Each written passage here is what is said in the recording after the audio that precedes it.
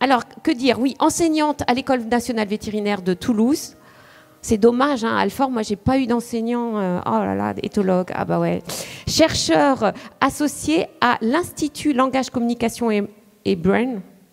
Ah oui, bah ça veut dire Language, Communication and Brain, voilà, d'Aix-en-Marseille. Je suis désolée pour mon accent anglais. Hein.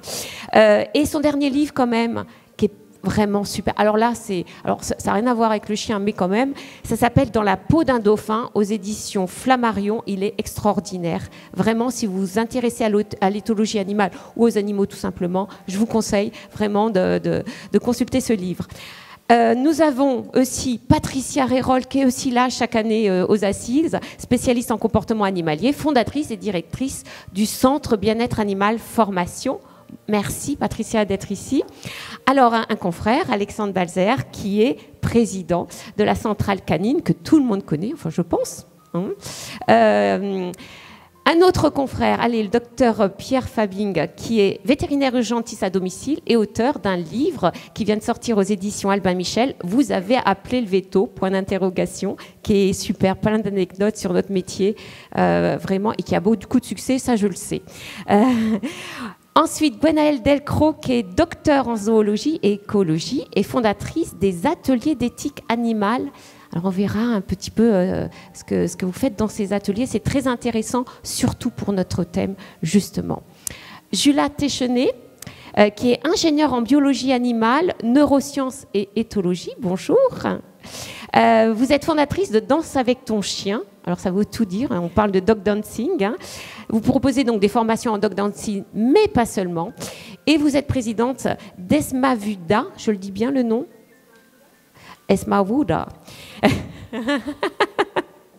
Association de prévention et de protection animale, et c'est dans les Landes.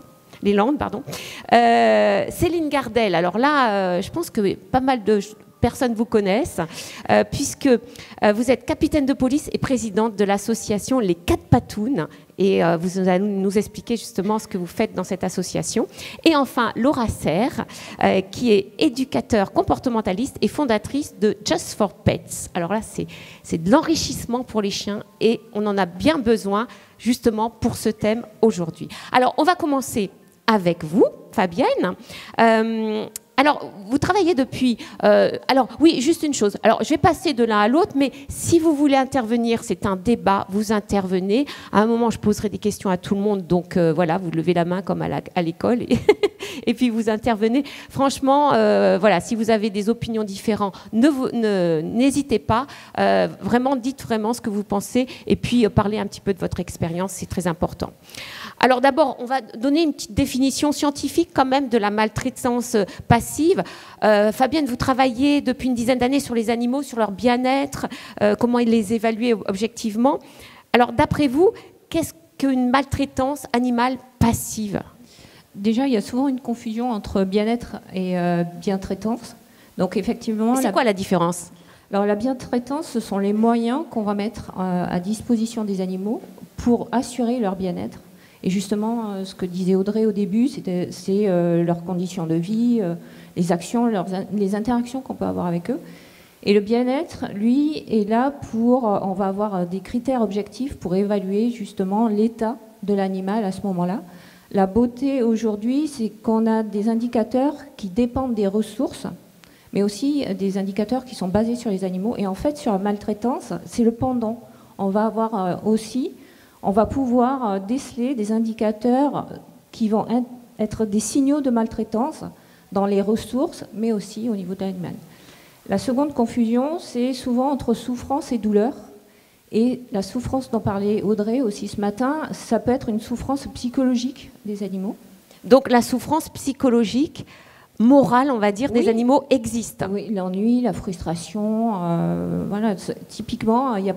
c'est pas toujours propice à engendrer de la douleur, mais ça crée un mal-être, un inconfort qui peuvent être très profonds chez les animaux et engendrer des souffrances. Et quelle est, selon vous, pour le chien, puisque vous connaissez aussi l'éthologie du chien, la maltraitance passive la plus fréquente, la plus évidente? Alors, dans les ressources qui sont mises à disposition des animaux, comme le disait aussi Audrey, ce sont des animaux sociaux, donc favoriser les interactions sociales intra- et interspécifiques, et mettre à disposition... Donc, entre chiens et avec les autres espèces. Oui, parce que la particularité des animaux domestiques, c'est qu'on les a... alors, je vais dire un mot qui n'est pas très joli, mais qu'on les a formatés pour vivre aussi en interaction avec des humains. Et ils ont construit une sociabilité avec des humains. Et les priver de ça, ça peut engendrer aussi de la souffrance. Que ça soit chez le chien, on va le voir chez le chat cet après-midi aussi, parce que ça, on le conçoit bien avec le chien, pas forcément avec le chat. Est-ce que vous avez parlé de bien-être animal, de bien-traitance? Est-ce qu'il y a pour le chien des outils qui nous permettent, des outils objectifs, qui nous permettent de voir si l'animal souffre de maltraitance? Donc déjà, je pense que la maltraitance, c'est parce qu'elle est nourrie par des méconnaissances ou des incompréhensions. Donc le premier outil, ça va être de l'éducation, mais nous éduquer aux animaux. Qu'est-ce qu'un chien, qu'est-ce qu'un chat? Donc M. Bertin nous expliquera sûrement ce qu'est un chat. Il y a des personnes qui aussi, et je pense aller à l'ensade sur le cheval, voilà. Oui. Donc avoir une connaissance sur qui sont ces animaux, je pense que déjà ça va enlever pas mal de leviers et de biais qui vont engendrer de la maltraitance. Et après, c'est aussi, là je pense que depuis que vous faites ces journées, ces assises, on oublie l'homme en haut de la hiérarchie, voilà. Donc se remettre dans le système et rentrer en relation. C'est-à-dire ne plus être anthropocentré, on va dire. Anthropocentré, exactement. Et oublier, alors avec l'anthropocentrisme vient l'anthropomorphisme. Ouais. Donc c'est ça aussi le second biais. Donc merci. C'est pas imaginer que notre décorum humain correspond aux besoins des animaux. Et aussi, alors aujourd'hui, on a la possibilité d'avoir des indicateurs objectifs pour mesurer le bien-être des animaux. Et par conséquent, on peut avoir des outils qui nous aident à enlever cette maltraitance. En 2018, l'ANSES a publié une définition qui englobe aussi les émotions des animaux. Et quand on parle de souffrance animale, on doit prendre en compte aussi le panel des émotions des animaux. Et dans ce bien-être, on va faire pencher la balance plutôt vers des états affectifs positifs que des états affectifs négatifs. Donc contribuer par les ressources qui sont mises à disposition, qu'on va donner aux animaux, par notre relationnel avec ces animaux, à faire pencher la balance plutôt de ce côté positif. On va essayer aujourd'hui, en tout cas. Vous avez déjà parlé un petit peu des solutions, en tout cas de la prévention. On va en reparler justement pour les formations. Et alors, on va illustrer un peu les cas de maltraitance passive, parce qu'on en parle beaucoup là depuis le début, mais il faudrait peut-être... Voilà, Alors, effectivement, la maltraitance passive vient beaucoup de méconnaissance des propriétaires de chiens, ça c'est clair. Parfois, ils pensent faire très bien et finalement, ils ne répondent pas du tout aux besoins éthologiques des chiens. Il faut savoir que les chiens sont avant tout captifs. Et donc, un chien qui ne veut pas faire pipi pendant des heures, c'est de la maltraitance passive. Un chien qui est dans son jardin à ne rien faire, sans enregistrement, c'est de la maltraitance passive pour moi. Et donc, avoir une relation effectivement de dominant-dominé, ça c'est de la maltraitance, qui devient souvent de la maltraitance active d'ailleurs. Et donc, on constate que, en fait, les besoins éthologiques, il n'y a pas que les promenades, il n'y a pas que ça, il y a une activité masticatoire, il y a une activité de poursuite, il y a une activité locomotrice bien sûr, une activité mentale. Et en fait, c'est un panel de besoins qui sont rarement assouvis, en fait. Voilà. C'est ce que je constate, en tout cas, tous les jours. Oui, parce que tu formes non seulement des particuliers, mais aussi des professionnels en éducation canine, en comportement animal. Et justement, en éducation, quelles sont les maltraitances passives les plus fréquentes? Tu as parlé de cette notion de dominance. Par exemple, moi, dans mes formations, je n'apprends plus à s'y coucher parce que j'estime que les chiens peuvent s'asseoir ou se coucher. Ah, tu veux plus t'apprends plus à s'y coucher? Tu sais pourquoi? Parce qu'il y a un biais énorme, c'est-à-dire qu'après, dès qu'un chien devient réactif devant un congénère ou dès qu'un chien est stressé, dès qu'un chien a une émotion négative, finalement, la seule chose qu'on lui demande, c'est de s'asseoir.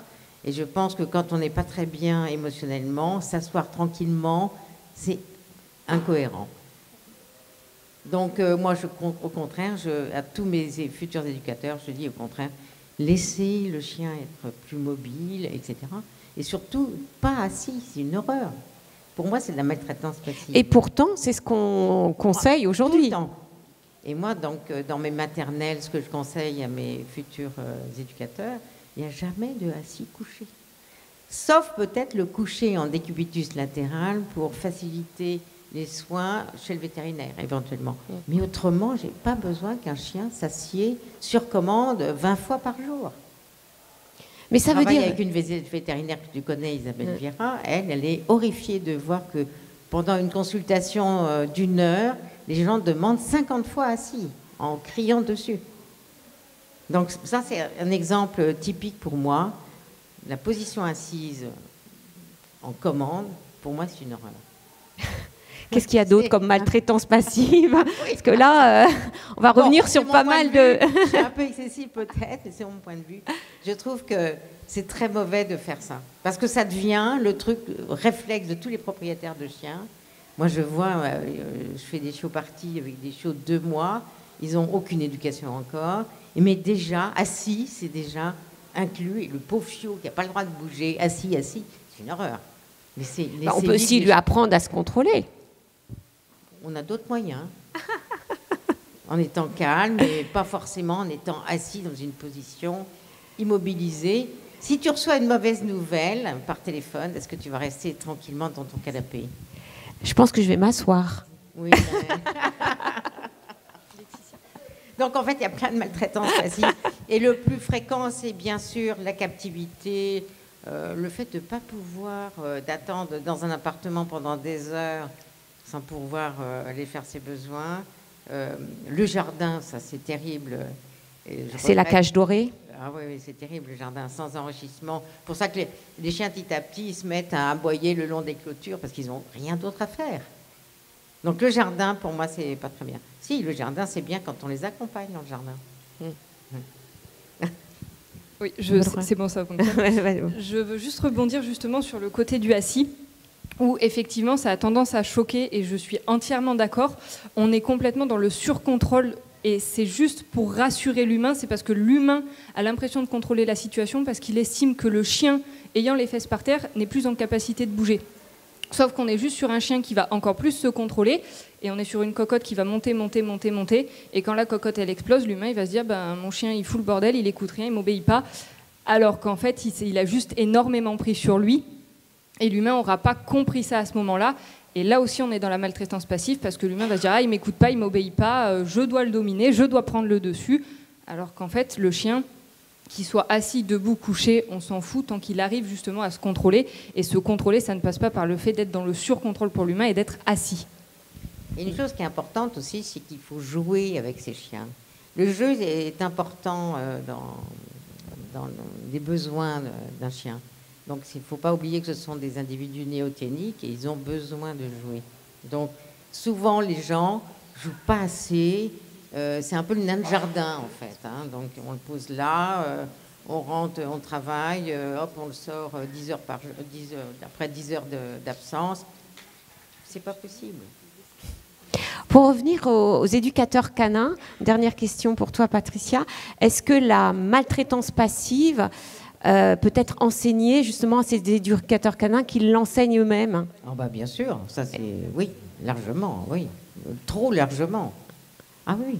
C'est parce qu'il y a plusieurs chapelles en éducation. Il y a beaucoup de chapelles et puis je trouve qu'on ne prend pas assez en compte justement l'émotion de l'animal. Et parce que tout simplement, on ne sait pas les observer, on ne sait pas les lire. Et c'est, je crois, que la première chose que tout propriétaire devrait connaître, c'est au moins lire son animal. Alexandre Valzer, alors parlons, tu es à la centrale canine, donc il y a les éleveurs. Parlons un petit peu de maltraitance canine passive en élevage. Quelle forme peut-elle prendre dans ce milieu-là ?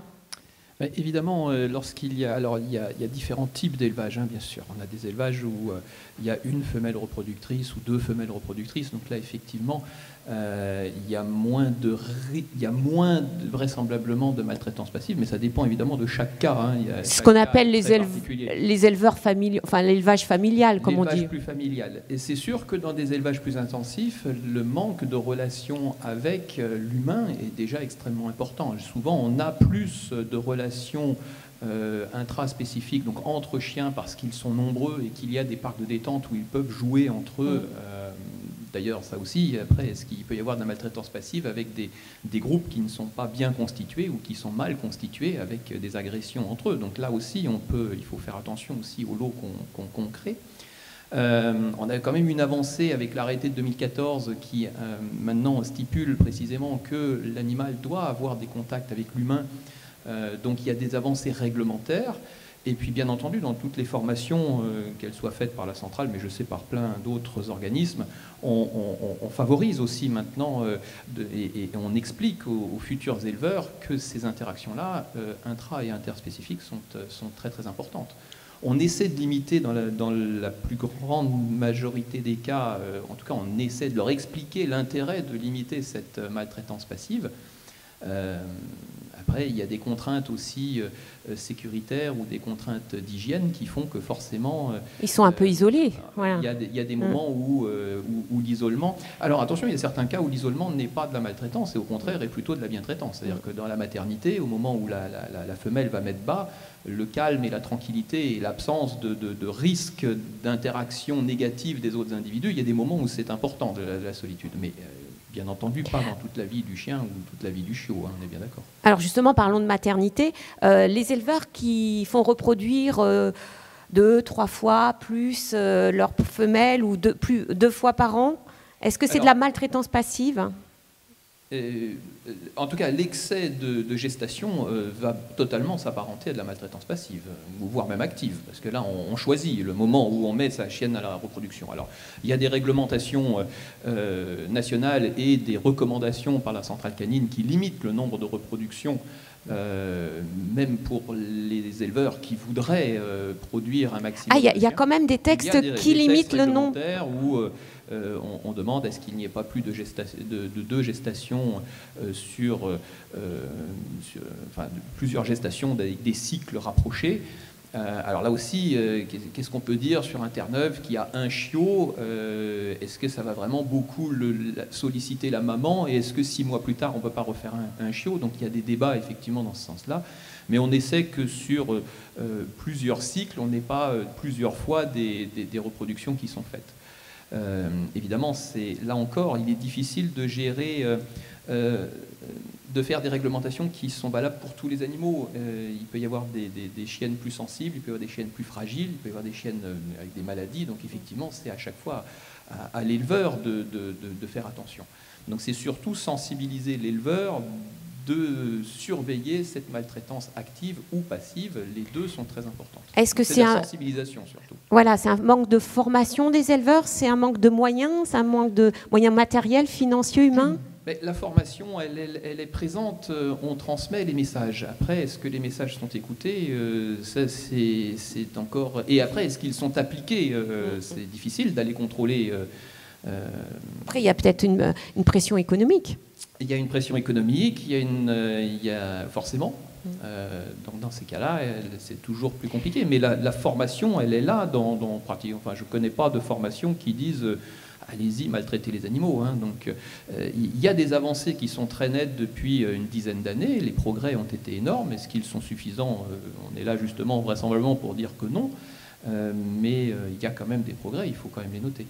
Alors, le fait aussi pour un éleveur de peu socialiser les chiots, parce qu'on le voit après, nous, les chiots en comportement, ils ont quand même quelques problèmes.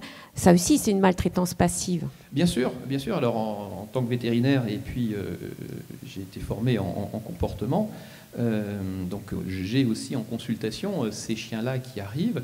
Oui, il y a des endroits d'élevage qui ne sont pas adaptés du tout, et où la différence entre le milieu futur du chiot, et parce que le chiot n'a pas forcément 2 mois et encore la capacité de le faire, parfois on a des chiots de 6 mois qui sont plus, qui sont achetés, effectivement, sa capacité d'apprentissage est un peu plus limitée ou plus lente au départ. Et effectivement, on a toute une sensibilisation des éleveurs à bien choisir le futur endroit dans lequel va vivre le chien pour qu'il n'y ait pas une trop grande disparité entre le milieu d'origine et le milieu de destination.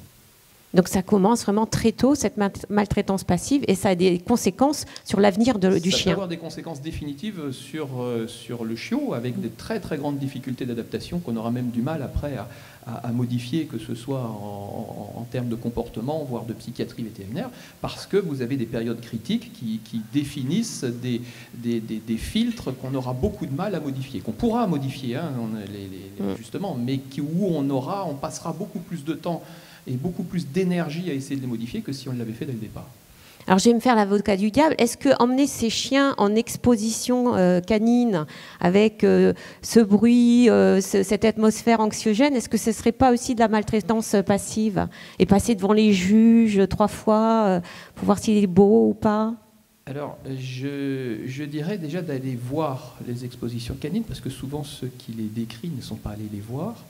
Vous verrez que sur les rings, il y a une grande partie, je ne dis pas tous, hein, on est bien d'accord, mais il y a une grande partie des chiens qui sont en train de battre de la queue et qui sont tout contents. Parce qu'il y a une interaction avec le maître, avec celui qui présente, qu'ils connaissent. C'est une sortie finalement comme une autre. Vous verrez d'ailleurs que dans les expositions canines, contrairement où il y a 20 ans, où vous aviez des alignements de cages avec des petits panneaux avec les races. Alors c'était bien parce que quand vous ne connaissiez pas les races, vous pouviez passer, puis vous aviez tous les chiens bien bloqués dans leur cage d'1 mètre carré, mais vous pouviez voir des chiens que vous ne voyiez pas d'habitude. Bon, alors c'est sûr, le berger allemand, tout le monde le connaît, mais quand on commençait à voir les pagnols de Saint-Usuge, c'était pratique d'avoir le nom et le chien dans la cage. Bon, maintenant, ça fait plus de 15 ans que ça n'existe plus. La grande majorité des expositions, il n'y a plus de cage, ou alors c'est les éleveurs qui amènent simplement leur petite cage en tissu pour que le chien puisse se mettre quelques moments au calme. Et la plupart des chiens sont simplement tenus et promenés. D'ailleurs, c'est plus tout à fait une exposition, c'est plus difficile d'aller voir les chiens dans ce genre de cas, c'est plus un concours de beauté finalement. Et la grande majorité des chiens sont très contents. Alors, je ne dis pas qu'il y a quelques chiens qui peuvent avoir peur. Ben là, c'est peut-être des chiens à ne pas mettre dans ces expositions emmener, justement. Canines, mais ils sont... Alors, on va parler de maltraitance passive et de soins vétérinaires avec toi, Pierre Fabing. Alors, tu es urgentiste à domicile, ça veut dire que tu rentres chez les gens dans leur intimité. Est-ce que tu as été témoin de maltraitance passive, justement, en étant aussi près des gens? Malheureusement, presque tous les jours. Ça dépend jusqu'à... Il y a différents degrés de maltraitance passive. Hein. Alors pour toi, justement, ça commence à quoi? On a encore déclaré un cas de maltraitance cette nuit. Une maltraitance passive qui est devenue une maltraitance active, au final. Ça commence au téléphone. Moi, déjà, au final, avec les propriétaires d'animaux qui me décrivent des animaux, parfois, qui sont mal. Je sais qu'ils souffrent. Mais la question qu'ils posent toujours, c'est est-ce qu'il a mal? Et c'est là où on retombe sur la différence entre souffrance, parce que moi je sais qu'il y a une souffrance, un mal-être dans le cas clinique qui est présenté par l'animal, mais comme ils ne voient pas la douleur, ils ont du mal à le comprendre, parce que même une chatte qui a une cystite, ce genre de choses, elle a mal, mais comme elle ne vocalise pas, c'est pas un problème pour le propriétaire, parce que voilà, elle fait des allers-retours à la litière, mais c'est pas un signe de douleur pour lui. Donc on a déjà ces comportements-là qui sont de la maltraitance, et après il y a tout le relationnel avec l'animal. Quand on intervient, on voit qu'il y a des animaux qui ne sortent pas, on voit les traces d'aller-retour dans le jardin, le long du grillage, on voit tout ça, sur les chats, sur les chiens, sur tout type d'animaux. Donc c'est parfois dur justement, parce qu'en plus, quand on a le discours du propriétaire, à côté de ça, on a le propriétaire qui dit « moi je ferai tout pour mon animal ». Oui, ben oui. Et il l'aime sincèrement. Et il l'aime sincèrement. Il l'aime profondément. Hein. Et c'est là que c'est dur d'essayer de les éduquer. Parce que tout passe par l'éducation au final sur ça. C'est de la méconnaissance. C'est de la méconnaissance. Le cas qu'on a déclaré cette nuit, c'était une personne dont... Alors c'était un chat, c'était pas un chien, mais il n'avait pas mangé depuis 6 jours. Ce chat. Et ça les a... C'est devenu un problème pour le maître de l'animal au bout de 6 jours. C'est-à-dire le vendredi soir... Le vendredi soir à 23h30, voilà. C'est typique ça. C'est un cas qu'on a réglé quasiment, ça a pris des heures cette nuit à régler ce cas-là. Hein. Et c'est le moment où ça devient problématique pour le propriétaire, c'est pas le moment où ça devient problématique pour l'animal. Parce que le problème pour l'animal, il est déjà là il y a 4-5 jours au final. Je dis pas qu'il faut s'alarmer au bout d'un animal qui ne mange pas au bout de 24 heures. Mais quand on a les propriétaires au téléphone qui nous disent voilà, il y a un problème, on leur dit, je suis prêt à tout, docteur, je suis prêt à tout. Et là, malheureusement, parfois il y a le cadre financier qui rentre en compte. Mais au bout de 6 jours, c'est pas une histoire de cadre financier, parce que s'ils avaient consulté 5 jours avant, ils seraient allés chez leur vétérinaire habituel, il n'y avait pas d'urgence au début. Mais là, on est tombé sur une urgence terrible. Et cette méconnaissance fait parfois justement, alors je ne demande pas à tous les propriétaires d'animaux de savoir traiter un animal et savoir à quel moment c'est urgent, mais les vétérinaires sont là pour les aider justement dans cet accompagnement-là. Bien sûr. Et malheureusement, on est souvent confronté à ce genre de cas. C'est-à-dire le manque de soins ou attendre que l'état se dégrade, c'est une maltraitance passive. Complètement, c'est souvent cette attente justement. On va attendre de voir si ça passe ou si ça passe pas. Moi, tous les soirs, je sais que ça va pas passer. Quand je les ai au téléphone la nuit, bien sûr. Je sais sous quel délai ça va se dégrader souvent. Donc c'est ce qu'on essaye nous d'identifier au téléphone. Mais il y a souvent les gens qui disent non, c'est pas grave, voilà, ça a l'air d'aller. Ça a l'air d'aller. Non, on sait que ça va pas. Et ça, c'est dur. Pour la petite anecdote, quand je faisais des gardes de nuit, je savais que s'il y avait, comme hier soir, un match de foot à la télé... La fête de la musique, c'est le pire. Ou la fête... Ouais, mais je crois que c'est les matchs, ça m'a vraiment marqué. Je savais que pendant tout le match, j'avais aucun appel et que dès que le match s'arrêtait, j'avais les appels des propriétaires qui me disaient « mon chien est malade depuis X temps, mon chat, etc. » Ils attendaient la fin du match pour appeler, quoi. Donc, le match, ça dure 2 heures. Ouais, ça va. Non, mais moi, c'est le cas typique. Tous les ans, à la fête de la musique, jusqu'à 2 heures du matin, il n'y a pas d'appel. Alors qu'on prend 150 appels à la minute, en général. Et à 2 heures du matin, c'est là que ça devient urgent, quand les gens rentrent à la maison. Et sur les thématiques d'enfermement, tout ça, j'ai souvent le cas des propriétaires d'animaux qui partent tout le week-end. Et là, on arrive le dimanche soir. Et le dimanche soir, on tombe sur une catastrophe parce que l'animal est resté seul tout le week-end. Donc, quand on tombe sur ces cas-là, c'est très dur à voir. Et alors, sur le coup, quand on a le propriétaire avec nous, le but, c'est de traiter, c'est pas de le culpabiliser à ce moment-là. De lui dire, voilà, le problème, c'est que vous l'avez laissé seul tout le week-end. Parce que si on le culpabilise, on n'ira jamais au bout des soins. Et on perd l'attention du propriétaire à ce moment-là. Donc, on essaye de les saisir dans ces moments-là pour les éduquer. C'est pas forcément facile. Et est-ce qu'il t'est arrivé d'intervenir parce que l'animal était confiné depuis X temps et il avait pété les plombs et il devenait carrément agressif? On a des... Alors, c'est une intervention que peu de vétérinaires font parce qu'on intervient... Alors, pour les chiens, c'est moins marqué. Pour les chats, très souvent, sur les chats tigres, on intervient dessus et on sort des chats d'appartement, des propriétaires mutilés à ce moment-là. Donc, c'est un juste retour de bâton, on va dire. Mais même sur des chiens, je suis intervenu sur des chiens qu'il a fallu sortir d'appartement parce qu'ils devenaient complètement timbrés. Alors, j'en suis jamais arrivé à... Je me pose parfois la question de les euthanasier.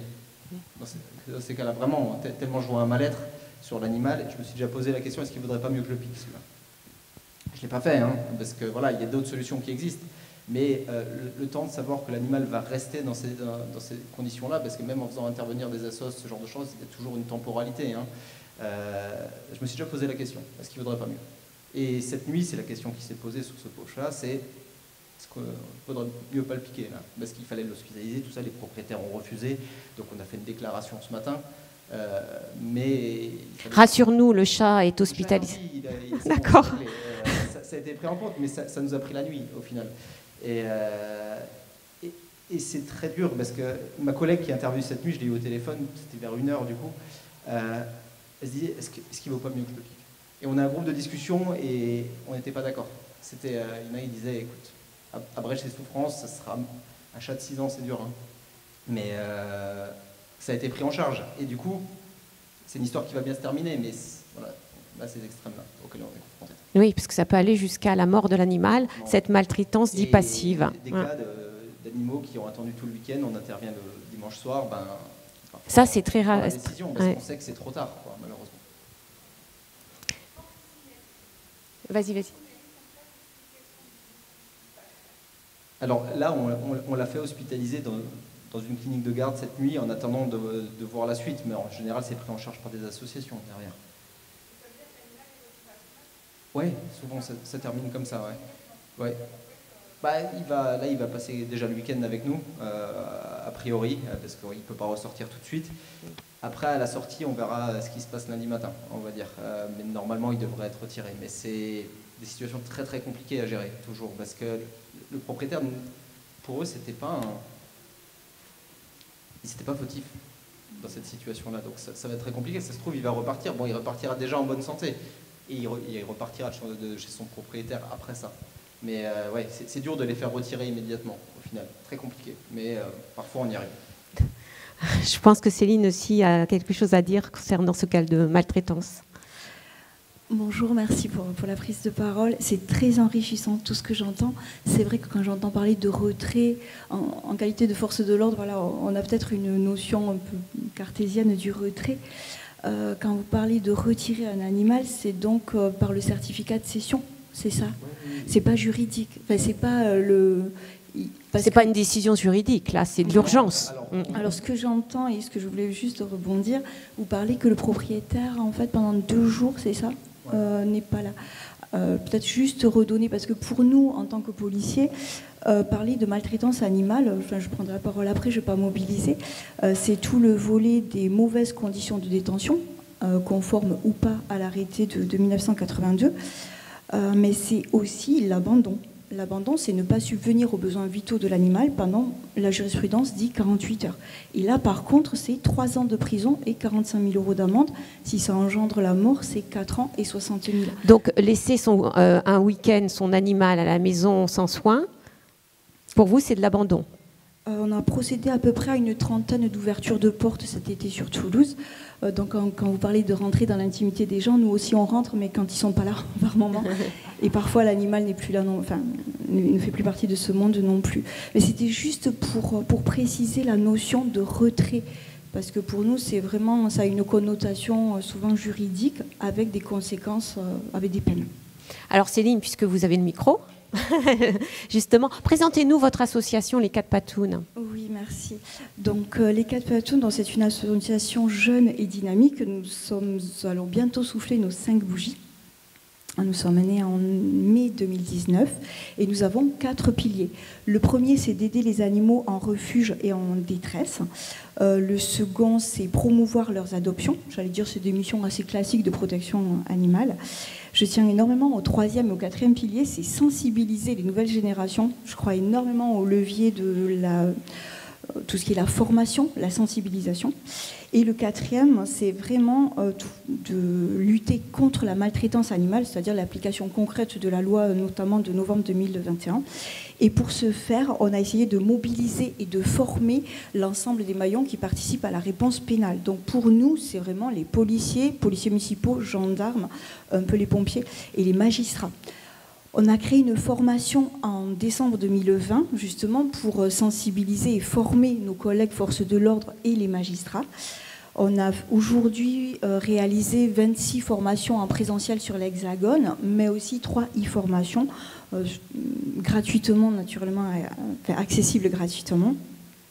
On distribue aussi les lecteurs de puces dans les commissariats et les gendarmeries, c'est quand même le 3e trafic mondial. Et on a réussi à intégrer ces modules dans les formations initiales des gardiens de la paix. Donc tous nos collègues qui sortent d'école, les policiers, seront formés donc pour intervenir. Parce que tout ce que j'entends aujourd'hui, alors j'ai énormément appris, c'est super, mais on est dans une autre galaxie pour moi. Parce que je pense que vos collègues, vous, quand on parle de maltraitance animale, ils pensent tout de suite à la aux actes de cruauté, aux sévices, etc. Et est-ce qu'ils ont conscience de cette maltraitance passive? Et surtout, est-ce que vous pouvez vraiment intervenir? Alors, ok, pour un animal qui est cloîtré dans une maison pendant des jours et les gens sont partis en vacances, mais il y a d'autres types de maltraitance. Tout à fait. Il y a la maltraitance donc passive qui est tout ce qui est pour nous en tant que policiers les mauvaises conditions de détention. Par exemple, est-ce qu'une niche, selon vous, est plutôt recommandée ou obligatoire? C'est-à-dire que le chien vive dehors dans sa niche, c'est ça? Un chien dans un jardin, il a... voilà, alors, les comportementalistes et les vétérinaires vont peut-être vous répondre. Est-ce que c'est recommandé ou obligatoire? Quand on parle d'obligatoire, ça veut dire qu'il y a une sanction encourue. Il faut qu'il ait un lieu. En élevage, si le boc est extérieur, la niche est obligatoire. Et on a même d'ailleurs un nombre de mètres carrés au sec devant la niche qui doit être obligatoire. Et la description dans l'arrêté 2014 qui décrit en grande partie le bien-être sanitaire et comportemental de l'animal, la niche est décrite, elle doit être sèche, étanche, isolée. Il y a une description précise de ce que doit être l'habitat du chien lorsqu'il est en extérieur et qu'il n'y a pas de zone couverte. Vous prêchez une convaincue, à vous inquiéter. Alors c'est exactement ça. C'est-à-dire, nous, on est là juste pour dire à nos collègues policiers ou gendarmes, voilà ce que tu peux checker quand tu vas sur un signalement. C'est-à-dire, c'est 5 mètres carrés. S'il est à l'attache, c'est 3 mètres d'attache. Pas de chaîne. Ou un abri. Oui. Que le collier soit distinct de la chaîne, il faut que l'animal ait atteint sa taille adulte, qu'il ait une zone d'ombre. Mais pour nous, un chien sur un balcon qui fait 5 mètres carrés, qui a un abri et de l'eau, c'est une vie de merde, mais c'est une vie de chien. Pour un policier, ça va malheureusement se résumer à ça. Et vous avez quand même... C'est 750 € d'amende. On ne peut même pas confisquer le chien puisque c'est une C4. Donc naturellement, il faut avancer, il faut sensibiliser parce que jusqu'à présent, il y avait même une impunité totale. Oui. Moi, il y a 2 ans, j'avais une louloute c'était un sac d'os et elle ne marchait plus, donc c'est de l'abandon. Personne n'était subvenu à ses besoins vitaux pendant plus d'1 semaine. La magistrate m'a dit l'infraction est finie, est terminée, on classe. Le viol aussi, l'infraction est terminée. Enfin, je veux dire, on se prend parfois des chocs, on se dit c'est pas possible, il y a eu de la souffrance, c'est un sac d'os, certains meurent et il y avait une impunité. Donc pour nous, naturellement, et si je suis ici aujourd'hui, c'est que je partage votre analyse, votre combat, et vraiment ce n'est que notre slogan, c'est ensemble nous pouvons les aider. Et on s'appuie sur tout ça. Dès le CP, on intervient dans les écoles pour essayer de mobiliser, de stimuler, d'informer. Donc naturellement, je suis très heureuse d'être avec vous aujourd'hui. Merci Céline. On peut l'applaudir.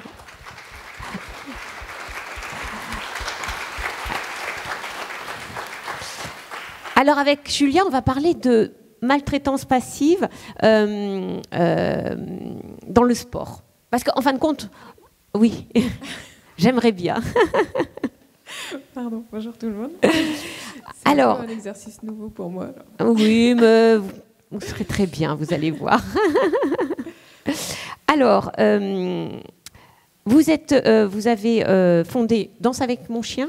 Alors, ton chien. Bon, en fait, voilà, on a créé Danse avec ton chien avec Juliette Boisdin en 2017.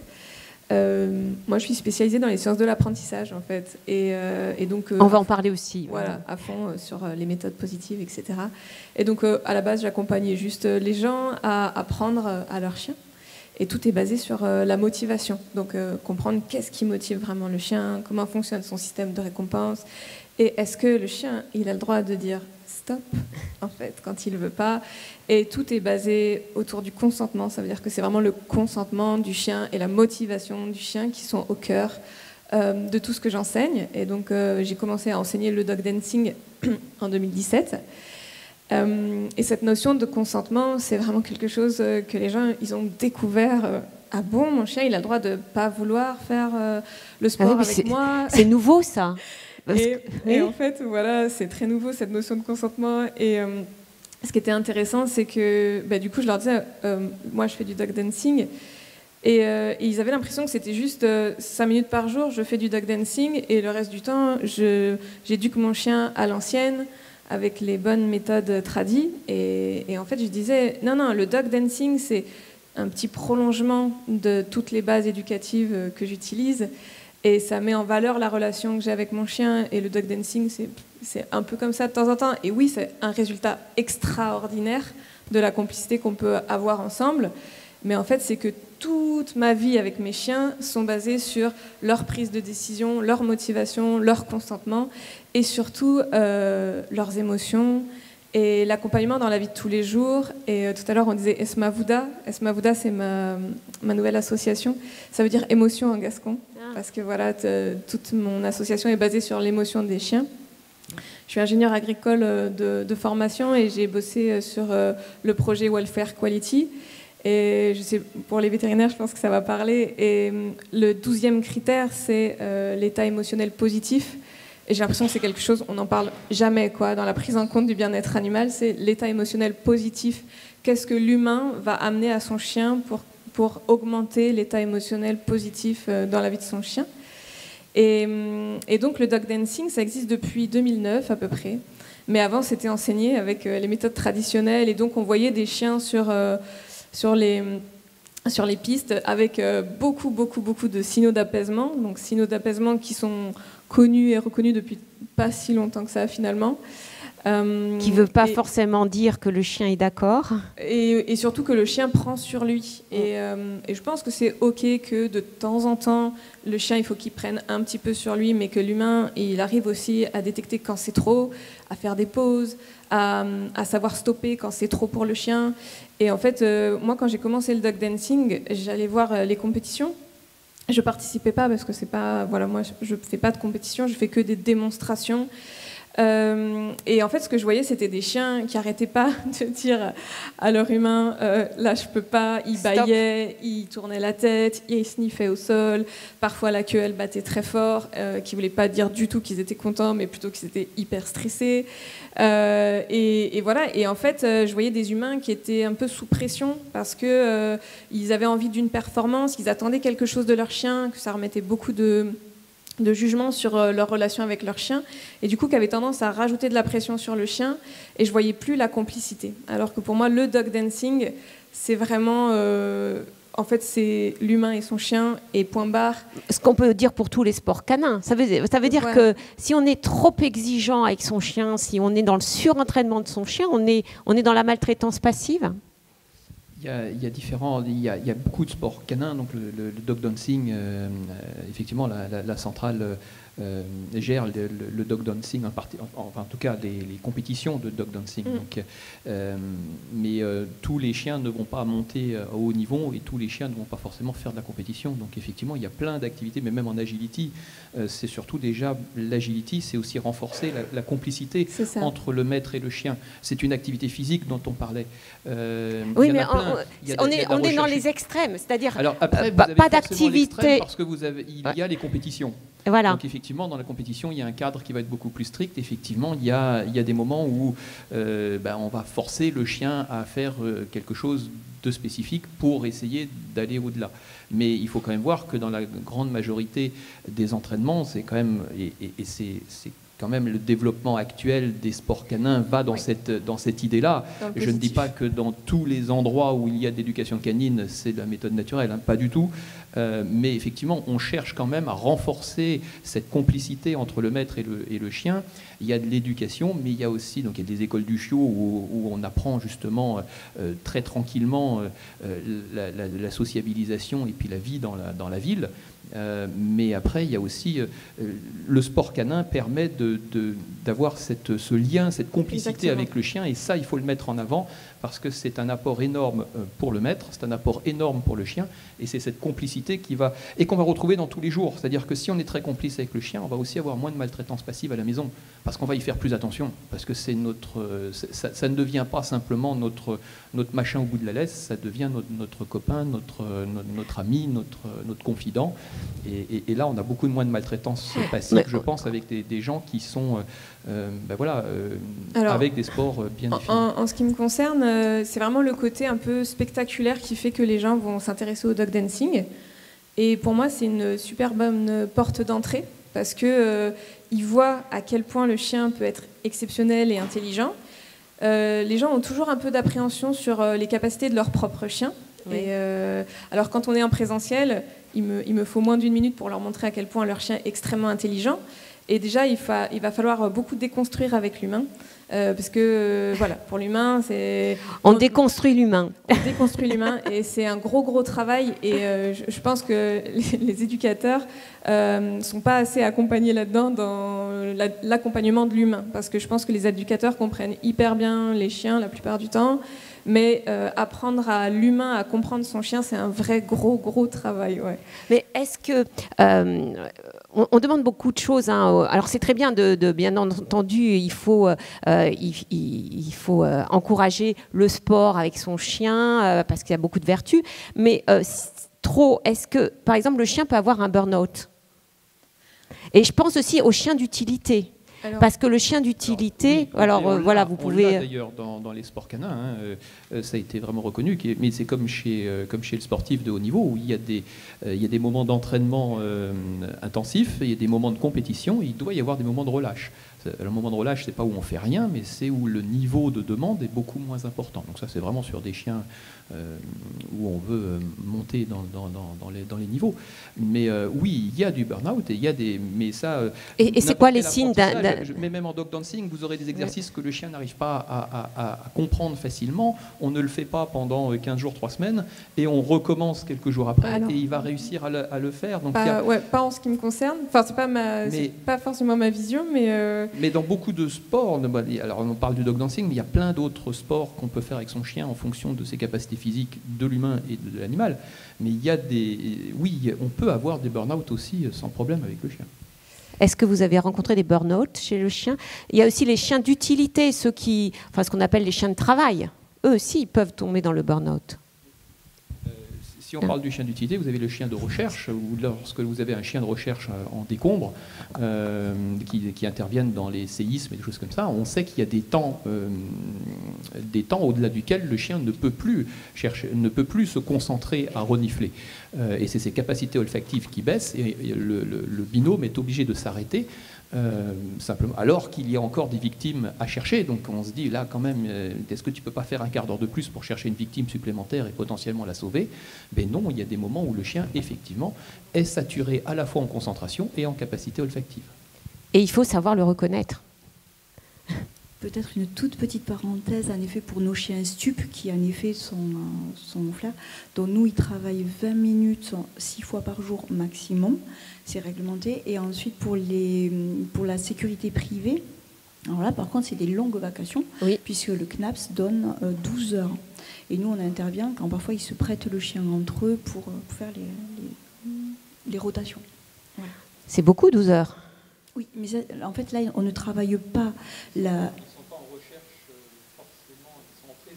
Ah, c'est de la sécurité privée, c'est exactement ça, c'est-à-dire c'est de la présence.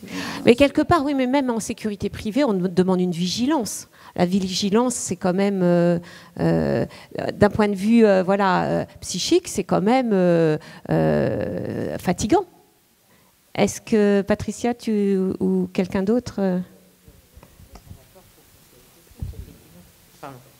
Moi, je suis complètement d'accord. Je trouve que c'est complètement excessif. Il n'y a pas de phase de repos naturelle. Donc, c'est forcément de la maltraitance presque active. Ah. Alors, je connais, mais je ne défendrai pas spécialement ce sujet, mais il faut faire attention parce que c'est 12 heures où il y a des phases aussi où le chien est simplement couché au pied du maître, c'est-à-dire qu'il n'y a pas 12 heures de travail intensif. Quand on parlait des 20 minutes, c'est vraiment 20 minutes de recherche intensive active, où le chien est spécifiquement focalisé. Dans les services privés de gardiennage, il y a quand même aussi de grands moments où finalement le maître est en statique et le chien est couché en rond et peut dormir tranquillement. Ils ne sont pas tous sur une finale de football avec 10 000 supporters alcoolisés.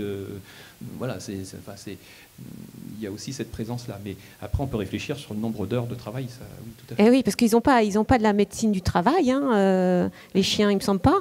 Il y a peut-être une avancée le maître travaille aussi en général. Donc, oui, mais... Derrière. Donc le chien ne l'a pas choisi, mais le maître travaille aussi avec son chien. Ils n'ont peut-être pas le même nombre d'heures aussi. Oui. À revoir sur des...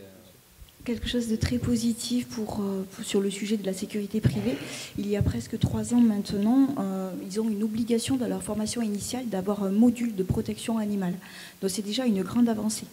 Tout comme quand on parle de lecture du chien, alors nous, c'est vrai que c'est peut-être sur un autre domaine, mais dans notre formation, c'est le premier pilier sur les 3. C'est l'intervention face à un chien en stress ou dangereux, parce que ça limite pour nous les blessures en service, mais ça limite aussi de tirer inutilement sur un animal pour le neutraliser. Ça s'appelle de la légitime défense, on aurait droit. Donc pour nous, c'est très important que nos collègues sachent un peu quand la crête se lève, quand les babines se lèvent, tout ça. Ça apparaît peut-être pour vos cœurs des métiers qui vivent avec des animaux, qui travaillent avec des animaux évident. Pour nous, on a autant de cambriolages, de viols que des animaux. Donc pour nos collègues, c'est important d'avoir tous ces référentiels pour justement pouvoir intervenir en sérénité. Merci. Alors, en prévention, on a la formation. Gwenaëlle, on va vous donner le micro. Alors, vous êtes docteur en zoologie, écologie, fondatrice des ateliers d'éthique animale. Alors, quels sont ces ateliers? Vous formez qui? Vous informez qui? Vous sensibilisez qui? Alors, la mission des ateliers, c'est d'aider les gens à s'engager pour les animaux. Pas seulement les chats et les chiens, mais tous les animaux qui partagent notre vie. Les animaux d'élevage, les animaux sauvages, les animaux liminaires. Alors en fait, j'ai créé ces ateliers, je suis prof depuis quelques années et l'éthique animale manque cruellement dans les programmes. Et les histoires que vous avez tous partagées sont extrêmement choquantes. Pourtant, le chien vit avec l'espèce humaine depuis 30 000 ans. Il est donc complètement aberrant de ne pas savoir lire leurs émotions ou en tout cas de ne pas être capable de se mettre à leur place. Et donc le but, ce sera majoritairement des ateliers en ligne de sensibilisation pour donner des outils clés en main aux gens pour aider les animaux. Est-ce que vous vous adressez aussi aux enfants? Oui, j'ai créé ça dans le but de sensibiliser les enfants. Dès quel âge? Dès la maternelle, dès qu'ils sont dès la maternelle. en aptitude, en capacité de réfléchir à comment aider les animaux. Et les enfants sont très curieux, très demandeurs, et dès qu'on parle des animaux, leurs yeux pétillent.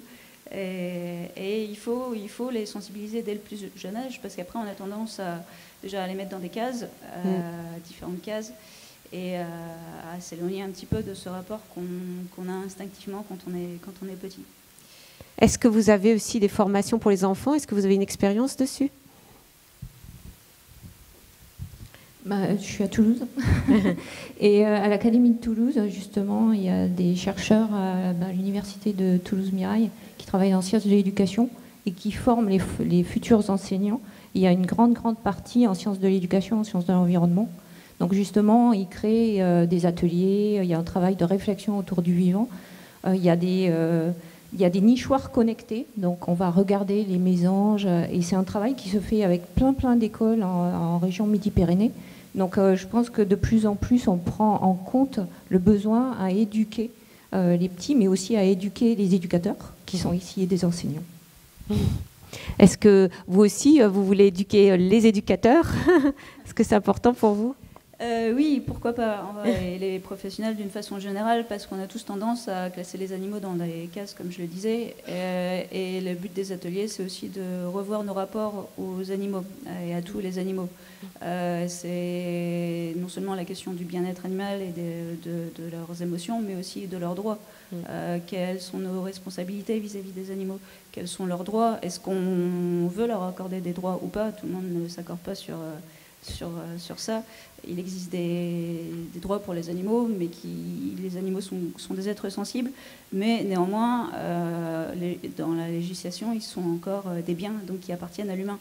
Est-ce qu'il n'y a pas une petite dissonance quelque part? Qu'est-ce que nous, on doit faire dans notre quotidien pour les respecter? Est-ce qu'on a une responsabilité envers juste nos chats et nos chiens? Est-ce qu'on a aussi une responsabilité envers les renards qui viennent traverser la ville, ou envers les cochons qu'on égorge pour les mettre dans nos assiettes? C'est le respect de l'animal et de la vie, c'est le respect de la vie en général, avec une majuscule.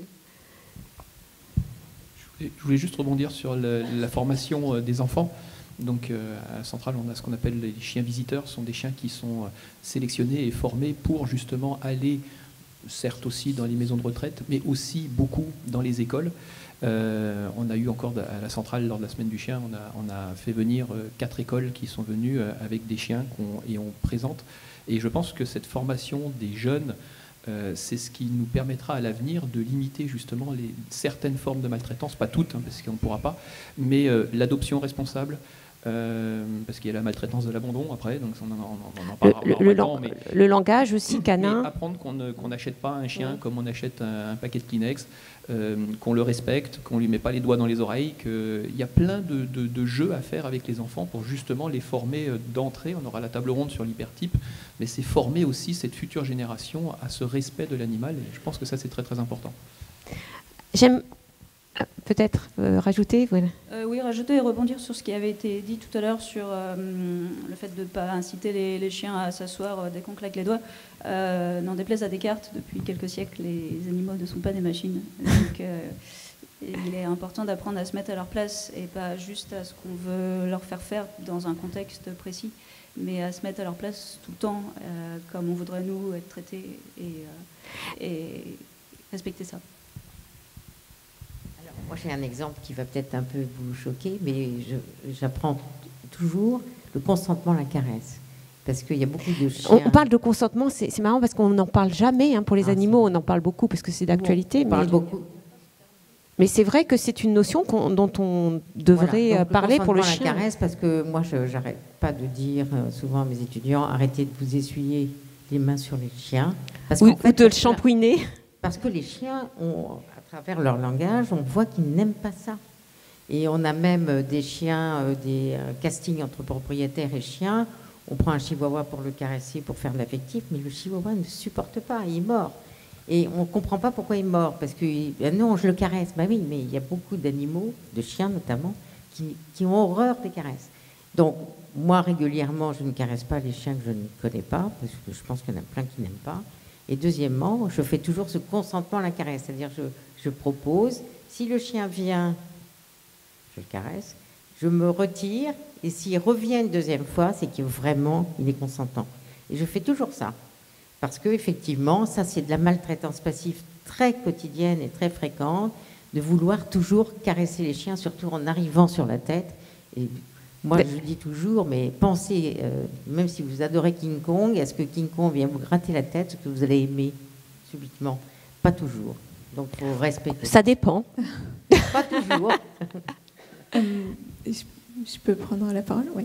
Ok, donc moi, aujourd'hui, pour la table ronde, je devais présenter mon livre que j'ai coécrit avec Sophie Bourdon, qui s'appelle « Entraîner son chien aux soins du quotidien ». C'est le premier livre en France où on parle de soins coopératifs et où on décrit vraiment toutes les méthodes. Et ça va de la mise du harnais à la mise de la muselière, aux gouttes dans les yeux, dans les oreilles, l'ouverture de la gueule, la coupe des griffes, le séchage ou même le shampouinage. Et vu qu'il y a des vétérinaires qui sont ici, je voulais savoir par rapport aux soins coopératifs dans les études vétérinaires, est-ce que c'est des modules qui existent déjà ou qui vont exister? Et, parce que, en tout cas, on a... Je suis trop vieux pour avoir eu ces modules-là, moi. Alors, en tant qu'enseignante à l'école vétérinaire de Toulouse, oui, j'en parle. Oui. C'est ce qu'on appelle le medical training? Oui, tout ce qui est fait... les soins coopératifs font partie du medical training, mais c'est... Oui. Mais on en parle et il y a des modules qui sont mis en place. D'accord. Après, oui, il y a des particularités. Ça, ce sont des choses qui sont appliquées depuis des décennies en parc zoologique. C'est ça, c'est donc ces méthodes viennent des parcs zoologiques où on fait les échographies, les prises de sang, les scans. Voilà. Après, ce terme de consentement, il est nouveau parce que je pense qu'il fait écho à un bouquin qui a été ravageur chez nous, chez les humains.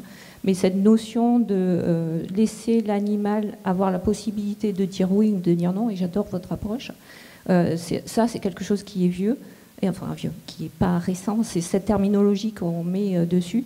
Maintenant, ce que j'entends sur le consentement, c'est quelqu'un qui a l'ascendant et qui demande si oui ou non il peut faire quelque chose à l'autre. Alors ça, c'est le medical training, mais en soins coopératifs, en fait, et c'est là où je voulais juste intervenir tout à l'heure par rapport au burn-out, c'est qu'en soins coopératifs, le chien a une porte de sortie qui est récompensée. C'est-à-dire que le chien a le droit, donc on entraîne le chien aux soins.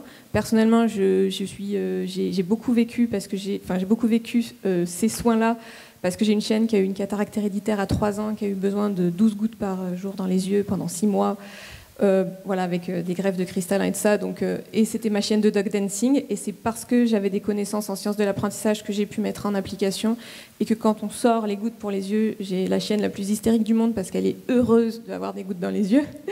Et parce qu'elle sait que rien n'est obligatoire. En fait, l'engagement est récompensé, et récompensé avec une valeur avec une récompense qui a de la valeur pour elle. Et elle sait aussi qu'elle peut sortir du soin à tout moment. Et le fait de pouvoir souffler, revenir, c'est extraordinaire. Les soins coopératifs, il y a la porte de sortie. Ça veut dire que si le chien, on a appris au chien à lui dire quand c'est trop pour toi, on met fin et c'est ok et ça sera récompensé quand même.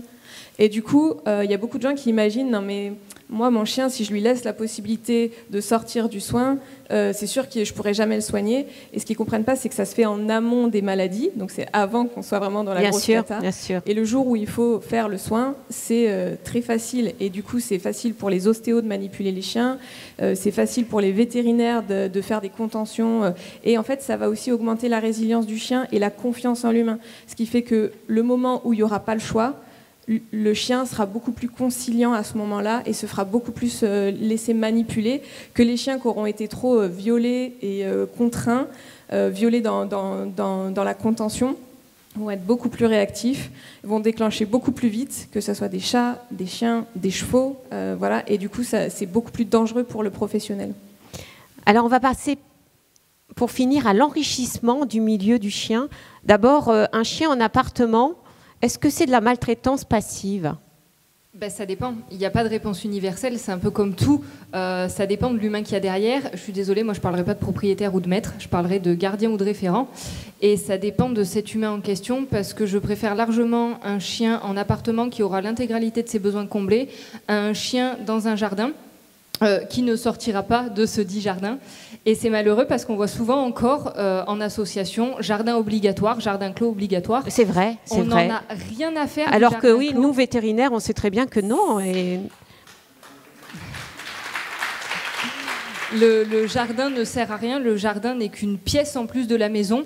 Une cage dorée, moi j'appelle ça une cage dorée. Ben, c'est ça, c'est exactement ça. Et il va nous servir à enrichir l'environnement à la rigueur, mais ça s'arrête là. Et l'enrichissement de l'environnement va nous permettre de combler l'intégralité des besoins du chien. C'est pas une fin en soi, ça ne vient pas remplacer une balade, ça ne vient pas remplacer une activité physique, ça vient en complément de tout ça pour avoir un chien équilibré et bien dans ses pattes. Mais est-ce qu'un chien a le droit à l'ennui ? C'est comme tout, encore une fois, il a droit à l'ennui, mais il y a s'ennuyer et s'ennuyer. Il a le droit de s'ennuyer quelques instants par-ci, par-là, pour savoir que par le moment, le calme, c'est bien, mais c'est pas l'ennui qui va être bien, ça va être le calme, le retour au calme, l'apaisement. Et il y a s'ennuyer une demi-heure, 3/4 d'heure par-ci, par-là, et passer 12 heures par jour à ne rien faire et à regarder autour de lui. Et c'est là que le chien va développer des tocs, à se mordre les pattes, à se mordre la queue, à tourner autour de sa queue, à chasser les ombres. Et là, on se rend compte que c'est plus de l'ennui, en fait. C'est de la maltraitance passive. Alors pour un chien qui est dans un jardin, pour un chien qui est dans un appartement, c'est quoi son enrichissement alors ? Qu'est-ce que vous proposez pour prévenir aussi, ça dépend des moyens du référent, ça dépend des envies du référent, ça dépend de l'animal. On va avoir les activités de flair, on va avoir les activités de mastication, on va avoir les activités de poursuite, les activités de léchage, et ce sera adapté à chaque profil. Là non plus, il n'y a malheureusement pas de réponse universelle. Moi, ce que je conseille très régulièrement, que ce soit mes clients côté comportement ou Just for Pets dédiés à l'enrichissement, c'est vraiment les activités de léchage. Parce qu'on sait que les activités de léchage permettent de libérer des hormones de bien-être, endorphines, dopamine, et vont donc... C'est-à-dire le léchage de lui-même ou d'objet ? Non, l'activité de léchage, et j'allais y venir, en proposant une activité adaptée. Donc le tapis de léchage, un jouet à lécher... Oui, parce que le léchage compulsif sur son corps, c'est plutôt... Et là, on voit qu'il y a un mal-être. Voilà, un mal-être, oui. Proposer une alternative, et donc une activité de léchage, va permettre à l'animal de combler ses besoins, de s'apaiser, de voir autre chose et de comprendre que voilà, j'ai pas besoin de me manger, j'ai pas besoin de m'automutiler, j'ai des activités adaptées à mes besoins. Mais pour avoir des activités adaptées à ses besoins, il faut que l'humain derrière connaisse son animal. C'est difficile quand même pour un chien. Il a un droit à l'activité, un droit à l'inactivité, et trouver la bonne... C'est pas compliqué pour le chien, c'est compliqué pour l'humain. Pour l'humain, je veux dire. Parce que le chien, alors je suis professionnelle, donc c'est pas pour moi le plus compliqué, mais on a 4 chiens à la maison, 4 profils très différents. Le tout, c'est de savoir les comprendre, de savoir les accompagner. Donc le chien, s'il a un humain bien dans ses baskets et à jour de ses connaissances, sa vie sera pas compliquée. Par contre, si derrière les besoins sont pas comblés et que l'humain n'est pas à jour de ses connaissances et qu'il sait pas trop à qui se confier et à qui faire confiance, là c'est plus compliqué. Et on le voit souvent dans tous les troubles du comportement, justement, que ce soit chien ou chat. Au final, on en arrive de plus en plus à la médication, avec des antidépresseurs, ce genre de choses, où on pourrait s'en passer dans la majeure partie des cas. Il suffit d'un investissement de l'humain derrière pour régler les problèmes. Mais Trop souvent compliqué. Complètement. Et puis même avant d'arriver à la médication, il y a toujours la possibilité, alors là, convaincu ou pas, c'est pas mon problème, moi je sais que je suis convaincue, les méthodes naturelles fonctionnent. Tout ce qui est fleurs de bac, phytothérapie, gémothérapie, on a des résultats. Encore une fois, le tout c'est de trouver le bon protocole pour le bon animal. Avant de penser au Prozac et tout ça, il y a quand même beaucoup de possibilités. Alors, je vais intervenir, mais j'imagine bien que Claude me regarde avec un grand sourire, parce que j'ai fait partie de la première promotion de psychiatrie vétérinaire. Je dirais que dans 9 cas sur 10, il n'y a pas de psychotrope type Prozac de prescrit. C'est-à-dire qu'une grande majorité des cas, ce sont déjà des comportements que je qualifierais de gênants et non pas des comportements pathologiques, c'est-à-dire effectivement des apprentissages. Un chien qui se met... Enfin, bon, il y a plein de troubles acquis par le comportement du maître, donc effectivement, ça c'est très facile. Lorsque l'on parle d'un rein qui fonctionne mal, on donne un médicament pour le rein, on comprend que le rein peut mal fonctionner. Et oui, mais là, ça veut dire qu'on soigne le symptôme. Attendez, j'ai pas fini. C'est un débat. Non, mais je connais bien le débat. Mais lorsque vous avez un problème hormonal qui découle, on va traiter le problème hormonal. Il faut bien comprendre que le cerveau est exactement comme tous les organes, peut dysfonctionner. Je ne suis pas en train de dire que tout trouble du comportement est dû à un dysfonctionnement neurochimique du cerveau, mais certains, oui. Et ça, maintenant, les neurosciences nous l'ont parfaitement expliqué. Donc il y a des troubles du comportement qui sont particulièrement médicaux et qui peuvent se soigner avec des médicaments spécifiques et pas forcément des somnifères. Avec une thérapie comportementale. Elle est forcément et c'est le plus important. C'est d'abord le comportement, parce que forcément il y a eu des dérives du maître.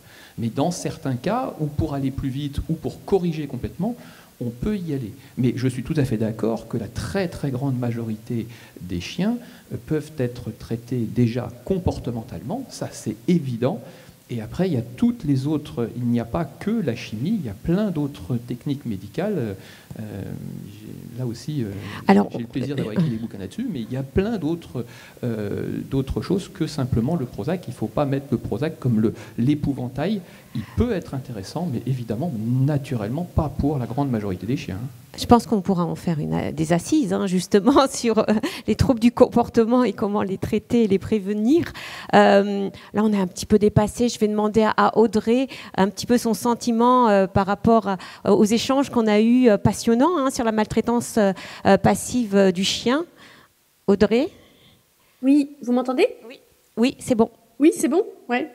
En fait, moi, il y a deux choses qui m'interpelle, c'est à la fois finalement le fait qu'il n'y a pas forcément de culpabilité reconnue comme telle du maître par rapport à son animal domestique, c'est-à-dire que lui ne s'en rend pas forcément compte et qu'il n'est pas dans une démarche de malveillance envers son animal là-dessus.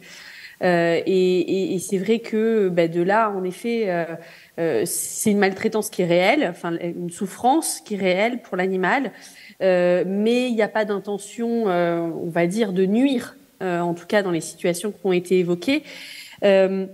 Après, c'est vrai que je trouve qu'en général, ce qui ressort en filigrane de toutes les situations de maltraitance passive, c'est finalement une adaptation qui est forcée de l'animal à des conditions de vie qui sont bien trop humaines. Ou à des conditions de travail qui sont pensées par des humains pour des humains, notamment pour les chiens de travail. Et c'est vrai que quelque part, il y a aussi, pour les animaux de travail, la dérive de l'instrumentalisation et de la réification de l'animal. Je pensais à un exemple qui n'a pas été cité, mais par exemple, on parle beaucoup des médiations grâce aux chiens, enfin des médiations dans les tribunaux, pareil pour les personnes en situation de handicap. On a souvent recours à des chiens comme médiateurs et comme éponge émotionnelle. Et c'est un peu la même chose que ce qui était évoqué en exemple avec les chiens de recherche, c'est-à-dire qu'ils peuvent pas faire ça à temps plein tout le temps. Enfin, c'est aussi quelque part une instrumentalisation de l'animal qui est un peu la dérive, c'est-à-dire que oui, on aime beaucoup les animaux et on est en train de découvrir d'un seul coup qu'ils peuvent aussi être un support émotionnel et affectif pour des victimes, notamment dans la justice, pour les chiens de soutien émotionnel judiciaire ou en termes de médiation pour les personnes ou les enfants en situation de handicap. Mais souvent, ça se fait au détriment de l'animal, j'ai l'impression. C'est-à-dire que on commence seulement aujourd'hui à considérer le fait que, oui, c'est pas une éponge émotionnelle non plus, et c'est pas un instrument de travail comme les autres là-dessus. Donc, quelque part, je pense que cette question de la maltraitance passive, en effet, il y a un énorme problème d'information. Et ça, c'est quand même tragique parce qu'on se dit, finalement, on confie des animaux à des gens qui n'ont aucune connaissance, parfois de leurs besoins, de leurs besoins même primaires. Et ça pose quand même la question du certificat de détention d'un animal aussi, du permis de détention d'un animal, je pense. Donc il y a la question de l'enjeu de la formation et il y a l'enjeu aussi de finalement, cette maltraitance qui n'est pas voulue, qui n'est pas volontaire, qui n'est pas issue d'une malveillance et qui découle souvent de conditions de vie qui sont trop humaines, conditions d'habitation, conditions de travail et qui sont pas du tout adaptées aux animaux et aux animaux, en tout cas pour les chiens, c'est à eux de faire l'effort et de subir un cadre qu'on leur impose. Donc, je pense aussi aux chiens d'aveugles, par exemple. Enfin, vraiment tous les chiens de travail qu'on a pu aussi mentionner. Donc, je pense que oui, voilà, il y a quelque chose là-dedans qui fait que le cadre finalement de vie qu'on connaît, qui est aussi très urbain, bien souvent, fait qu'on force l'animal à s'y adapter, alors qu'il y a 50 ans, c'était peut-être pas autant présent. C'est-à-dire que j'ai l'impression, en tout cas, qu'il y a 50 ou 60 ans, l'animal qui était présent dans nos vies l'était, mais dans un autre contexte, parfois plus rural, parfois plus ouvert. Mais il y avait quand même d'autres maltraitances. Il y avait d'autres, oui. Bien sûr. Moi, je pense que, personnellement, non. Moi, je pense qu'il y a 40, 50 ans ou 60 ans, les animaux étaient plus maltraités qu'aujourd'hui. Parce qu'il les animaux domestiques ? Les animaux domestiques, oui. Les animaux, les chats, enfin, on parle des chiens, là. Non, il y a une évolution, d'abord, la conscience des maîtres et des connaissances aussi en éthologie qui ont fait que, justement, on essaye d'éviter cette maltraitance chez le chien. Voilà. C'est pas nos grands-parents qui les traitaient le mieux. Je pense pas, même s'ils pouvaient bien les traiter. Est-ce que vous voulez rajouter ? Est-ce que vous avez des questions ? Parce que là, normalement, on devrait être arrêté. Oui. Alors, je ne sais pas si vous... Ouais, voilà. Là-bas. Ouais. Voilà. Laetitia, pardon. Pardon. Non, alors je ne sais pas si là, ce sera l'occasion, peut-être aux tables rondes de cet après-midi. Vas-y. C'est vrai que quand on évoque de la maltraitance passive, déjà peut-être de préciser ce que la loi prévoit, les peines encourues, et finalement vous rendre actif. Comment vous pouvez faire un bon signalement et qui peut porter plainte aujourd'hui en France ? Donc, alors vas-y, oui, je voulais te demander, voilà. Non, mais vas-y, Céline. Justement, je voulais te poser la question et désolée de ne pas l'avoir posée. Non, c'est juste, voilà, je ne sais pas si c'est adapté ou pas. Là. Si, parce qu'on pense aux sévices, aux actes de cruauté, mais pas forcément à la maltraitance passive. Est-ce qu'on peut la dénoncer ? Exactement, et on est tous un précieux maillon de ce délinquant, de cette cause, de ce noble cause.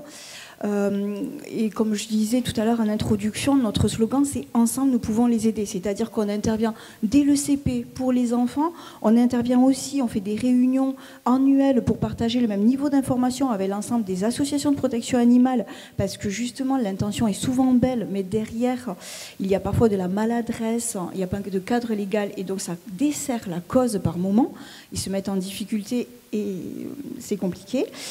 Comme je vous ai dit, il y a aussi l'ensemble des maillons qui participent à la réponse pénale, parce que c'est quand même un levier qui n'est pas négligeable. Et notre quatrième public, on va dire, ce sont les auteurs les auteurs de ces infractions. Aujourd'hui, on a fait des partenariats avec le parquet général de Toulouse et les parquets plus précisément de Castres, Saint-Gaudens, Albi, je signe avec Foix et Rodez la semaine prochaine, pour les auteurs. C'est-à-dire que les gens sont condamnés à verser 150 € à l'association. Alors ce sont pour les peines principales ou complémentaires quand ce sont des délits, selon la gravité, on va dire, de la bêtise.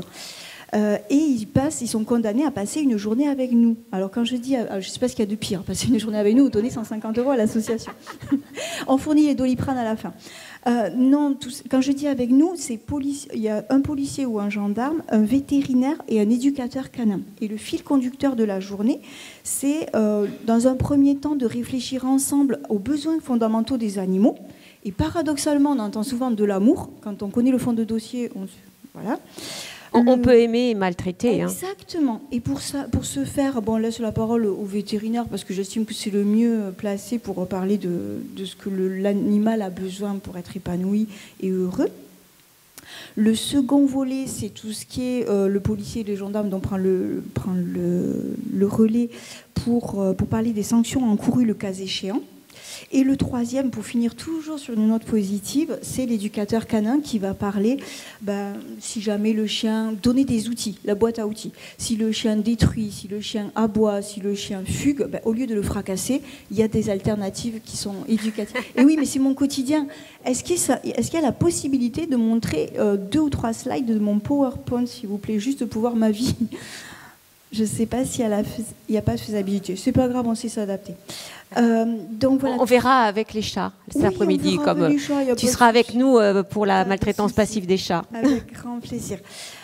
Donc tout ça, voilà, pour essayer de dire que même les auteurs, on essaye de sensibiliser, de former, de lutter contre les récidives et de créer aussi des maillons. Et la plus belle phrase que j'ai entendue, c'est « si j'avais suivi ce stage avant, je ne serais pas ici aujourd'hui, si je l'avais su ». Donc finalement, on a tous droit à une seconde chance.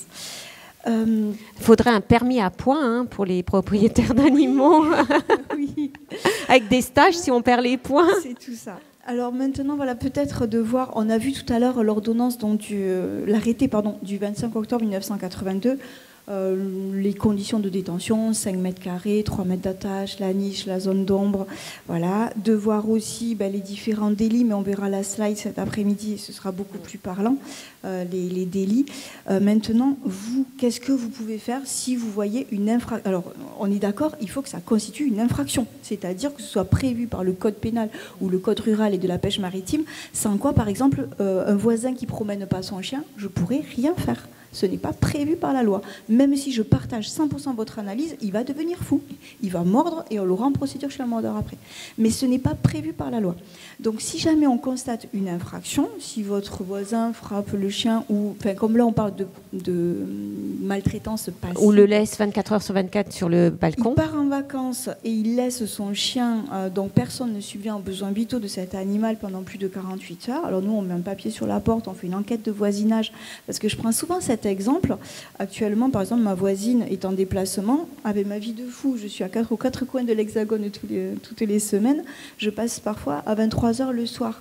Mais on ne peut pas procéder à une ouverture de porte tout le temps. Enfin voilà, il faut quand même vérifier que personne ne passe, même si on partage naturellement l'analyse que l'animal a besoin de tout ça. Une question, qui peut porter plainte ? Aujourd'hui, en France, si on est témoin d'une maltraitance, votre voisin qui justement part en vacances et laisse l'animal, ou lors des expulsions. Quand je dis qu'on est tous un précieux maillon, j'interviens aussi dans les écoles d'avocats, auprès des huissiers, parce que grâce à ces maillons-là, on arrive à sauver des vies. Donc, qui peut porter plainte aujourd'hui en France quand on est témoin d'une maltraitance ? Passive, active, peu importe. Alors, quelle est la... N'importe qui. Et non, il faut être victime. Il faut être victime. Pour porter plainte aujourd'hui en France, quelle que soit l'infraction, il faut être victime. Donc ça va être soit le propriétaire de l'animal, parce que là, pour le coup, on parle de propriétaire, mais naturellement, si c'est lui qui fait, il ne va pas tirer une balle dans le pied. Et soit sinon, toutes les associations de protection animale. Il faut que ce soit naturellement inscrit dans les statuts. Elles peuvent toutes déposer plainte, elles peuvent se constituer partie civile, demander l'interdiction définitive de détenir des animaux. On y est arrivé plusieurs fois sur Toulouse, mais en principe c'est 5 ou 10 ans. Elles vont demander aussi la confiscation définitive de l'animal, parce que paradoxalement, nous, en tant que force de l'ordre, on va procéder à la confiscation provisoire, mais même si la personne va en prison, c'est toujours son bien. On parle de bien, enfin, l'animal aujourd'hui en France, c'est un meuble. Hein. Je ne vais pas choquer, mais c'est ça. Et ensuite, si elles ont plus de 5 ans d'existence, elles peuvent avoir des dommages et intérêts. Elles peuvent demander dans des dommages et intérêts. Mais les magistrats ne savent pas, donc on peut toujours demander. Alors, on est vraiment rattrapé par le temps. Juste 1 ou 2 questions, mais on n'a vraiment pas beaucoup de temps. Je sais, il y a trop de questions. Bon, allez, vite, une question. Non, pas du tout. Vous pouvez crier. Hein. Ouais. Bonjour à tous. Alors, merci beaucoup pour la qualité de ces débats. C'était très éclairant sur beaucoup de points. Il y aurait énormément de choses à dire. Juste une question. Vous parliez de la formation. Alors, vous intervenez, il y a beaucoup de formations pour les jeunes générations, mais aussi pour les générations un peu plus, on va dire, avancées, qui, elles, sont les gardiens des chiens. Il y a, à mon avis, énormément de choses à faire aussi. Il faudrait les viser aussi pour la formation. J'ai tendance à dire, moi, ça fait 46 ans que j'ai des chiens, ça fait 5 ans qu'on m'a appris à les comprendre. Et j'ai bien involontairement eu des mauvais comportements que j'essaie de corriger. Donc voilà, il y a énormément de choses à faire. Est-ce qu'il y a des offres qui sont, et surtout pour tout le monde, pour les humains, pour les associations, comme vous le soulignez, il y a des choses assez surprenantes des fois. Donc voilà, est-ce qu'il y a cette offre-là en fait? Merci. Alors je répondrai en tant que grande fédération, il y en a plein. Le tout c'est de les trouver. Mais il y en a énormément dans tous les domaines.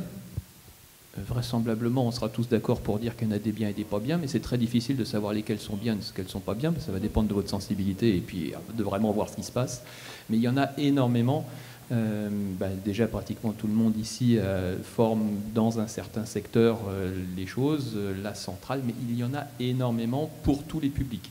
Alors on essaie, je pense, tous de former les jeunes, parce qu'on se dit que si on les forme, on n'aura pas besoin de les reformer plus tard. Mais bien sûr, comme ça évolue de toute façon, même les jeunes qu'on forme aujourd'hui, il faudra les reformer dans 20 ans, parce qu'il y aura encore des nouveautés qu'on aura découvertes, ou d'autres déviances qui se seront créées par notre société, qui dans 20 ans ne ressemblera plus à celle d'aujourd'hui. Et surtout aussi, peut-être, comment expliquer aux humains qui sont formés, comment aborder les autres propriétaires pas formés, parce qu'il y a des fois, c'est extrêmement compliqué de faire passer le message, du style « tirez pas sur la longe, la laisse ». Tout le comportement, en fait, on est extrêmement, des fois, quand on promène son chien, confronté à des gens qui ne savent absolument pas et qui vont faire tout pour... Enfin, qui vont involontairement susciter les problèmes entre les chiens, qui vont aggraver la situation. Et ce qu'ils vous disent, c'est « Ah bah oui, votre chien est venu voir le mien. » Oui, il vient voir parce qu'il est codé et c'est votre chien et c'est ce que vous avez fait, vous, qui a posé problème. Donc, est-ce qu'il y a aussi dans ces formations-là de quoi aborder les autres chiens dans des rencontres apaisées, en fait? Oui, je pense, parce que je réponds pour vous, mais c'est du langage canin et c'est des interactions entre chiens ou entre chiens et humains, et c'est le cœur de ces formations aussi. Oui, alors il existe beaucoup de formations et pour les professionnels, mais pas seulement. À titre personnel, à travers mes ateliers, j'envisage aussi d'éduquer les gens à l'éthologie, ce qui devrait être enseigné dès qu'on est tout petit, mais ne pas savoir qu'un chat a besoin de manger au bout de quelques heures, c'est complètement aberrant. Donc des choses qui sont très très simples, mais aussi donner les moyens aux gens de communiquer aux autres. Parce qu'effectivement, on n'ose pas toujours. On voit quelque chose qui se passe dans la rue et on est bloqué parce que la société fait qu'on ne va pas intervenir, mais on doit apprendre à intervenir. En attendant, vous pouvez aussi vous rapprocher des associations qui envoient des enquêteurs. Les grosses assos qui envoient des enquêteurs, ou les petites assos aussi, des enquêteurs pour enquêter en cas de maltraitance. Mais moi, je voudrais quand même rajouter pour ceux qui ne vont pas forcément vouloir une formation, il y a aussi les médias, il y a aussi les réseaux sociaux, et je pense que vous êtes aussi pas mal d'associations c'est à vous aussi peut-être sur les réseaux sociaux d'insister sur le langage canin, sur toutes ces problématiques et éviter les idées reçues et tout ce qui se dit aussi entre, vous savez, dans la rue, on discute avec les autres propriétaires et puis en fin de compte, ils disent des choses qu'ils ont entendues, qu'ils ont déformées et on ne sait plus où est le vrai et le faux. Donc je pense que c'est aussi, tous ceux, même tous les professionnels sont là aussi pour donner la bonne parole aussi sur les réseaux sociaux. Enfin, je pense. En parlant de réseaux sociaux, pardon, juste 2 minutes. Tous les dimanches, donc mon loulou, mon chien qui pour le coup a été fracassé, tabassé, enfin il faisait 17 kilos, c'était un staff, il marchait à peine. Aujourd'hui, il en fait 32. Je suis un peu mère nourricière, le pauvre, il est un peu d'un bon point.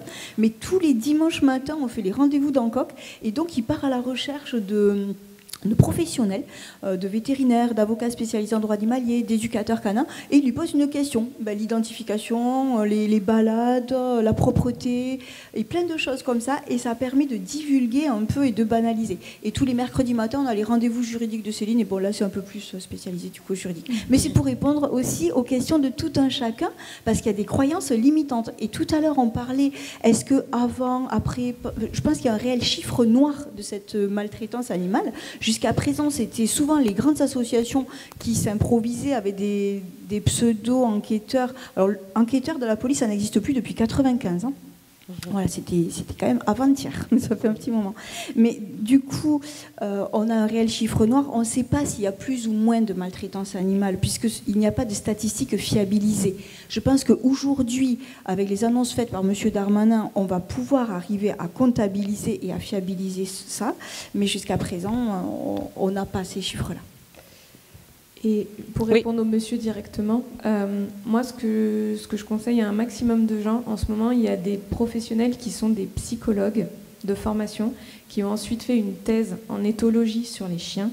Et c'est des personnes qui connaissent aussi bien le conseil en humain que du coup le côté éthologie chien, et qui sont disponibles sur les réseaux sociaux et qui partagent un maximum de contenu, autant pour conseiller sur les interactions avec les humains de chiens que sur la gestion du comportement des chiens, qui traitent aussi beaucoup dans leur thèse justement des chiens de médiation, comment on sait si on a été trop loin ou pas dans le travail du chien, etc.